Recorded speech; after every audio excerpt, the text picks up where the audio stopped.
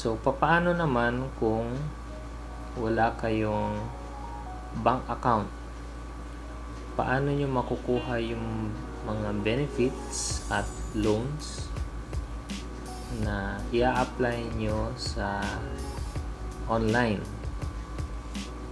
So, meron po tayong Thru M Lhuillier.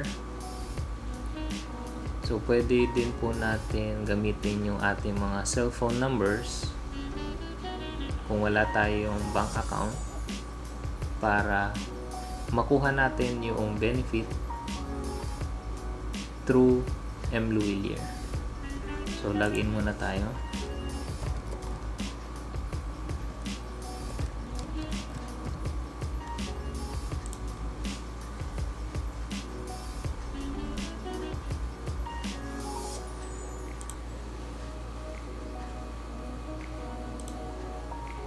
So, punta tayo ulit sa e-services at bank enrollment.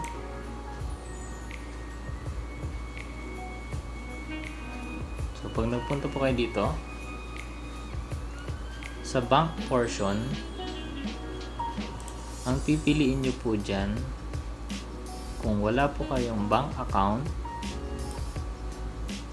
ay yung DBP cash padala through M Lhuillier.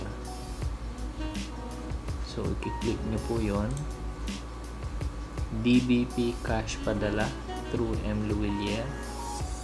At sa portion naman ng bank account number, ang isusulat nyo po dito yung cellphone number na ginagamit nyo.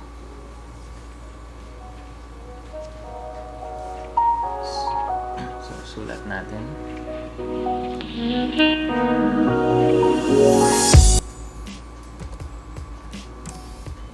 Confirm bank account number, ulitin nyo lang po.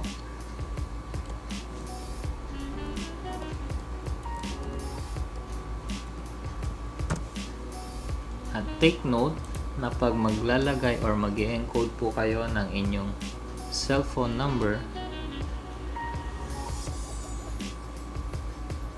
make sure na ang nasa unahan po ay 0 and then yung cellphone number nyo. Hindi nyo po ilalagay yung 63 dahil hindi po niya tatanggapin yun, or yung +63. Ang ilalagay nyo po sa unahan is yung 0 na number.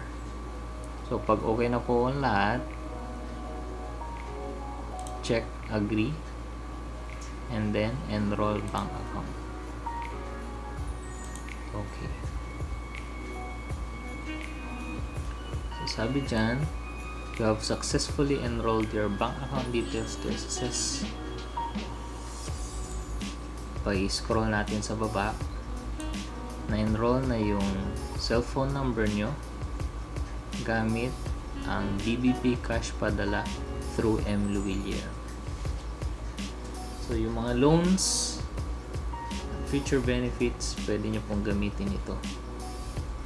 Make sure lang na nasa unahan ng cellphone number nyo is yung 0.